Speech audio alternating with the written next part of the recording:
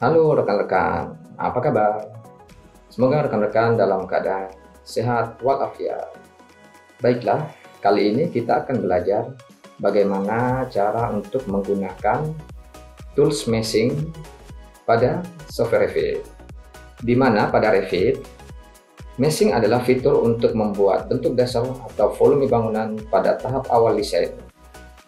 Fungsinya adalah untuk mengeksplorasi konsep arsitektur seperti bentuk, proporsi, dan hubungan ruang sebelum masuk ke detail konstruksi.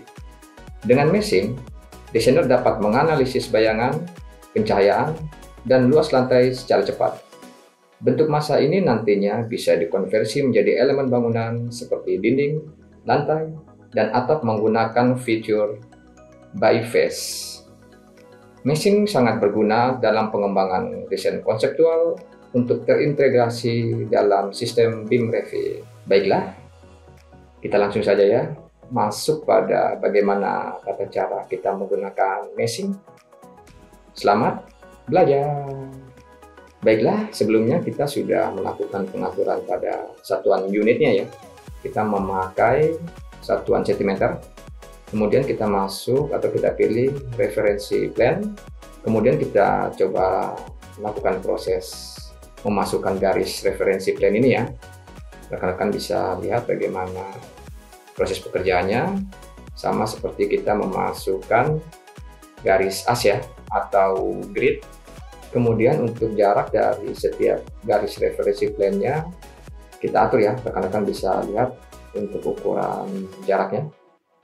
Kemudian kita masuk pada meshing, kita pilih in place mesh, lalu kita klik saja OK ya untuk mesh 1. Kemudian kita coba lakukan proses desain seperti yang rekan-rekan bisa lihat ya. Kemudian kita coba lakukan mirror untuk desain yang sudah kita buat atau yang sudah kita masukkan. Kita klik saja OK. Kemudian kita masuk pada view 3 dimensi, kita klik lagi ya untuk desainnya. Lalu kita masuk pada edit in place, kemudian kita seleksi lagi untuk desainnya, kita pilih create form, lalu kita pilih solid form ya. Kemudian kita masukkan angka 8000.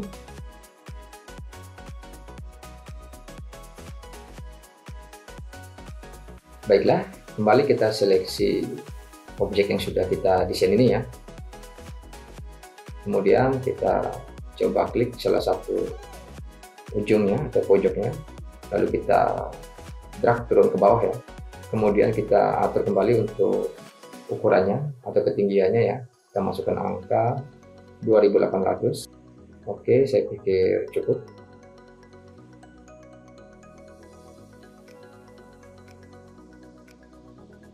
Kemudian kita seleksi kembali untuk objek yang sudah kita desain ini, lalu kita pilih add profile ya.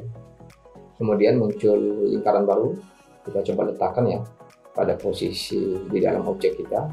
Setelah itu kita coba cari salah satu titik dari lingkaran yang baru saja kita masukkan ya. Kemudian kita coba klik lalu kita drag sedikit ke belakang sehingga membentuk pola cembung ya. Seperti yang rekan-rekan bisa lihat. Saya pikir ini sesuatu yang mudah ya untuk dikerjakan.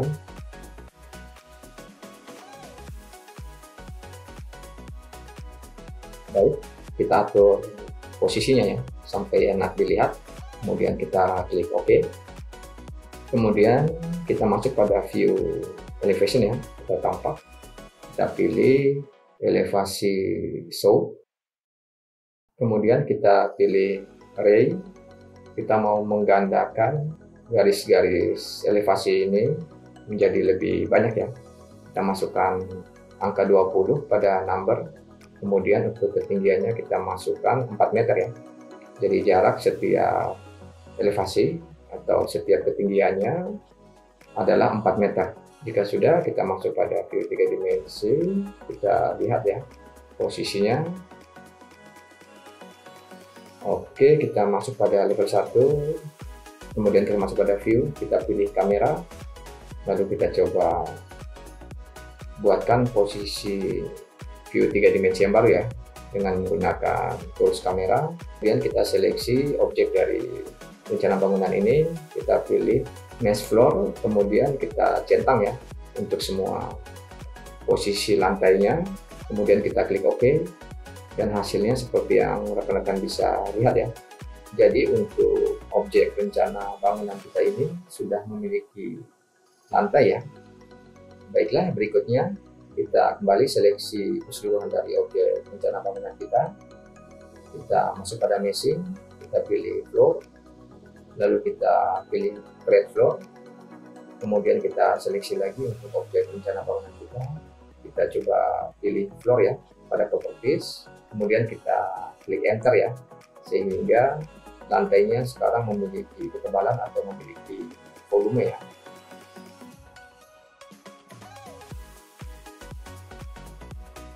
Baiklah, pada project browser kita bisa lihat bahwa level lantai kita masih sampai level 2 saja.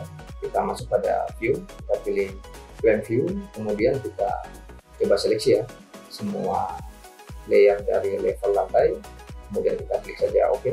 Kemudian sekarang kita bisa lihat pada project browser untuk level lantai sudah sampai pada level 21 ya. Kemudian kita kembali masuk pada level 1. Di sini kita akan mengcopy atau menggandakan garis dari referensi plan-nya. Rekan-rekan bisa lihat ya untuk posisi dan juga ukurannya. Kemudian kita kembali masuk pada meshing, kita pilih Impress Mesh, lalu kita coba lakukan proses penggambaran vision lagi ya. Seperti yang rekan-rekan bisa lihat, saya pikir tidak sulit untuk proses pekerjaannya. Di sini kita mau membuat bentuk massa yang baru ya, atau bentuk massa bangunan yang baru. Rekan-rekan bisa lihat ya bagaimana pola pembentukannya. Jika sudah, kita klik saja OK, kemudian kita seleksi untuk pemodelan bentuk dari massa bangunan yang baru ini. Kita mirror ya ke posisi sebelahnya, kita masuk pada view 3 dimensi, kemudian kita seleksi rencana gubahan massa kita ini ya, kemudian kita pilih edit impress, kita seleksi lagi, lalu kita pilih create form, lalu kita coba klik, lalu kita drag ya naik ke atas. Kita coba ulangi lagi ya dengan proses yang sama, kemudian kita coba klik, lalu kita drag naik ke atas. Kita sesuaikan untuk ketinggian dari rencana perubahan massa kita yang baru ini. Oke, jika kita anggap tidak cukup, kita klik saja OK. Kemudian kita coba seleksi lagi untuk massa bangunannya, kita klik bagian ujung, lalu kita drag turun ke bawah ya. Oke, ketika sudah cukup, kita klik saja OK. Kemudian kita masuk pada level 1 untuk gubahan massa yang sudah terbentuk tadi, kita coba mirrorkan ya ke posisi di sebelahnya, sehingga kita tidak perlu melakukan proses pembentukan dari awal lagi. Di sini sudah langsung terbentuk ya untuk bagian sisi sebelahnya. Kemudian kita seleksi lagi untuk gubahan massa kita yang baru, kemudian kita masuk pada mesh floor. Kita mau membuat layer-layer lantai yang baru. Kita ulangi ya, kita harus checklist atau kita centang, kemudian kita klik saja OK. Di sini untuk layer lantainya sudah terbentuk.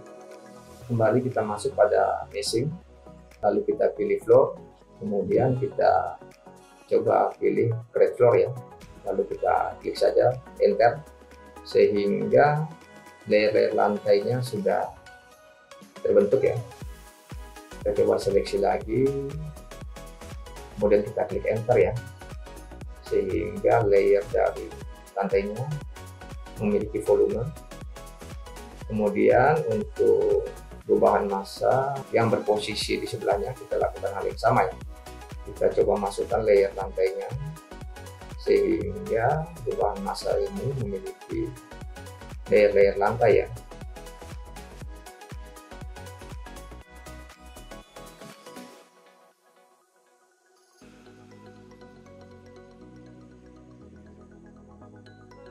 Kita seleksi, kemudian kita klik saja enter ya, sehingga layer-layer dari lantai bangunan ini memiliki volume atau ketebalan ya. Jika rekan-rekan ingin mengganti ketebalan dari lantai rencana bangunan ini, bisa rekan-rekan lakukan ya, sesuai dengan keinginan rekan-rekan. Kemudian kita coba lihat ya dari beberapa sisi untuk melihat hasilnya. Saya pikir sejauh ini sudah cukup ya. Saya pikir bagus.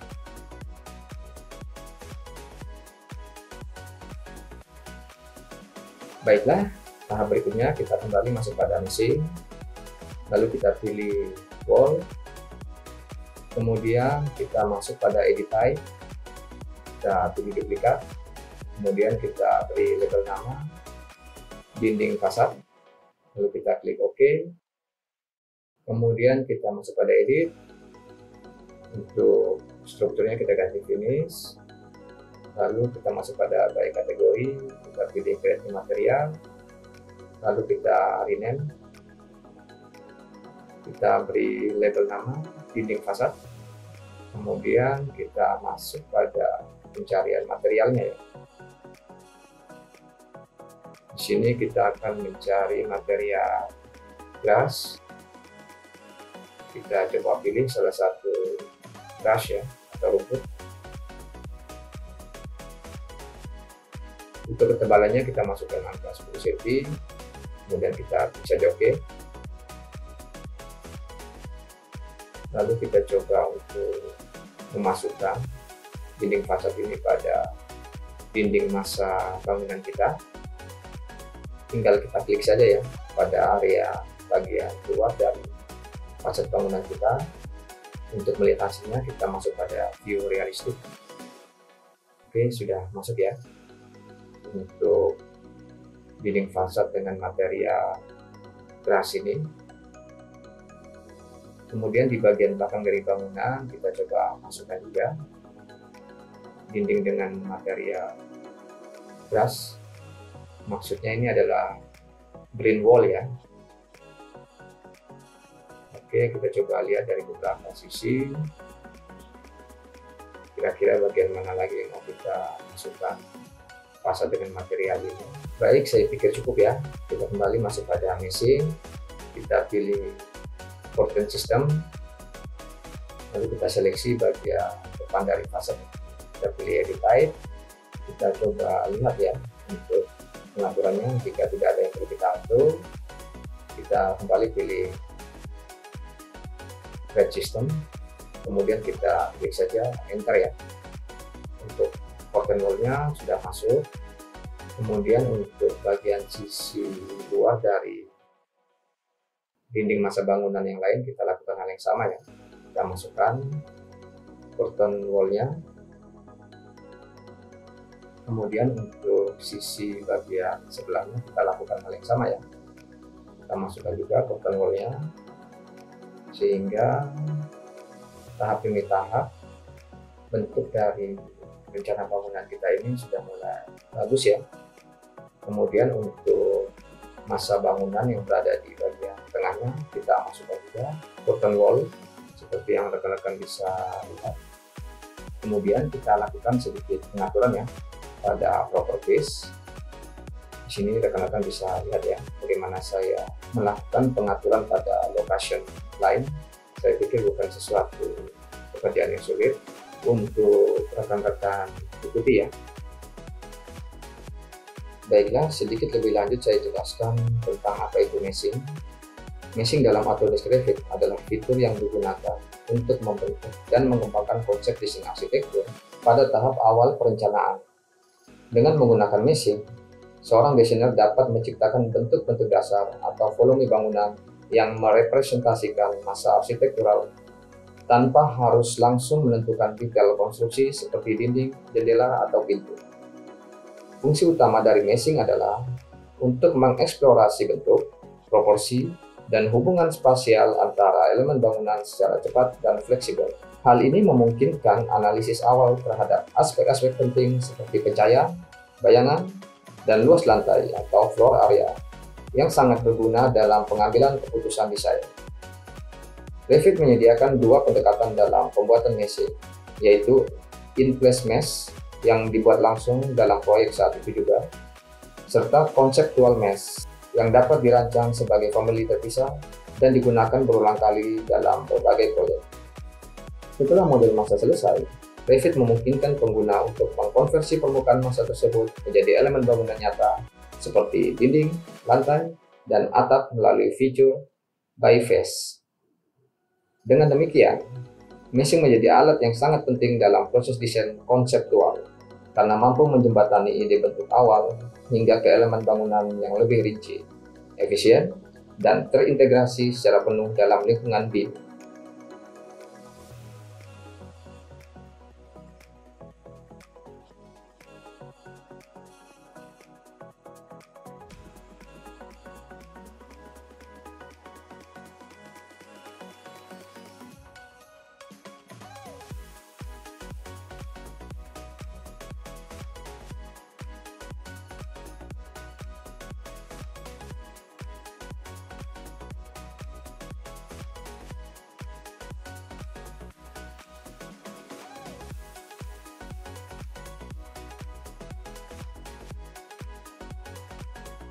Baiklah, kembali kita masuk pada level 1. Di sini kita akan membuat pola massa bangunan yang baru ya. Kita coba gandakan dulu untuk garis referensi plane-nya. Kemudian kita masuk pada mesin. Kita pilih in-place mesh. Lalu kita lakukan proses desain ya untuk rencana massa bangunan kita. Rekan-rekan bisa lihat bagaimana proses pekerjaannya. Saya pikir sangat mudah ya, tidak sulit. Rekan-rekan tinggal ikuti saja bagaimana proses pekerjaannya.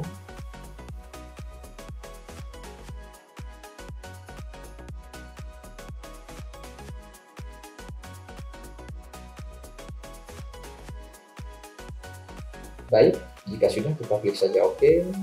Kemudian kita masuk pada preview, lalu kita atur ya untuk posisi view-nya agar mudah untuk kita melakukan pekerjaan selanjutnya. Kembali kita seleksi rencana desain massa bangunan kita pilih create form, lalu kita coba drag ya naik ke atas sesuai dengan kebutuhan kita.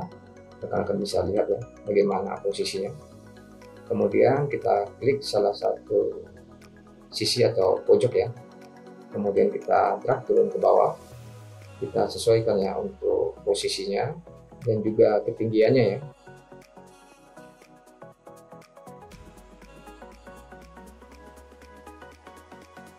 Kemudian untuk sisi di bagian sebelahnya kita lakukan hal yang sama sehingga posisi massa bangunan kita ini bagian kiri dan bagian kanan sama ya untuk pola bentuknya.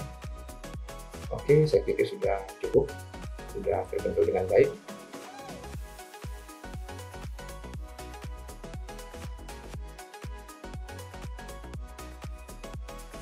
Jika dirasa sudah cukup, kita klik saja OK ya.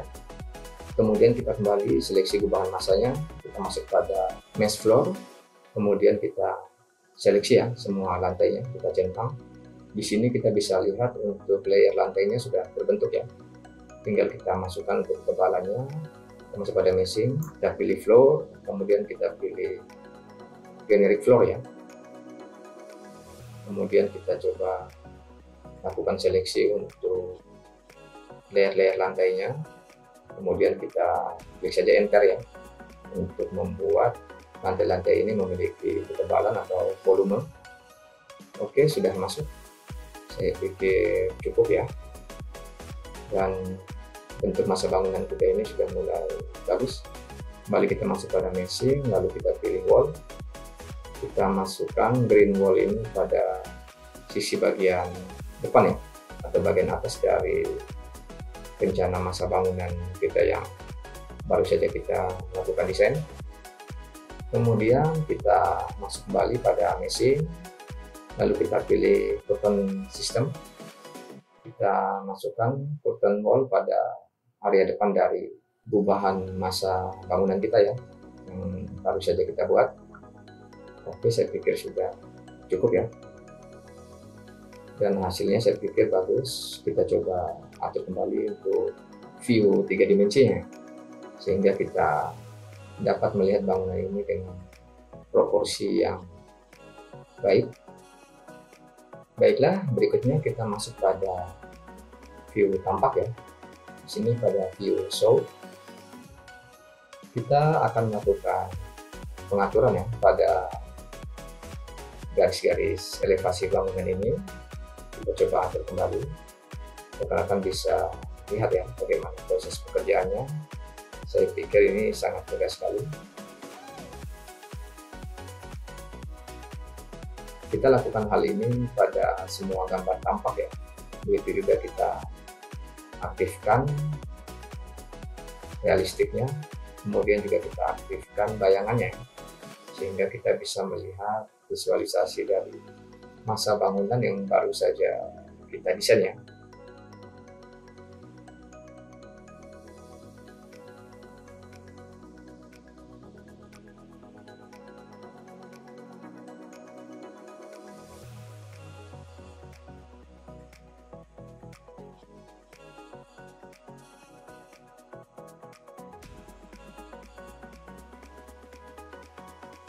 Baiklah, kita sudah masuk ya pada tahap akhir dari bagaimana kita melakukan proses desain sebuah rencana bangunan menggunakan fasilitas meshing. Baiklah, semoga rekan-rekan tidak mengalami kesulitan yang berarti ya dalam melakukan proses desain ini. Dan di akhir kata saya ucapkan terima kasih banyak. Sampai jumpa lagi pada tutorial-tutorial kami lainnya. Semoga tutorial kami dapat membantu rekan-rekan dalam proses belajar ya, ataupun yang dalam proses sedang belajar Autodesk Revit. Dan di akhir kata saya ucapkan terima kasih banyak. Apabila ada hal-hal yang kurang berkenan, mohon dimaafkan. Wassalamualaikum warahmatullahi wabarakatuh. Dadah, sampai jumpa lagi.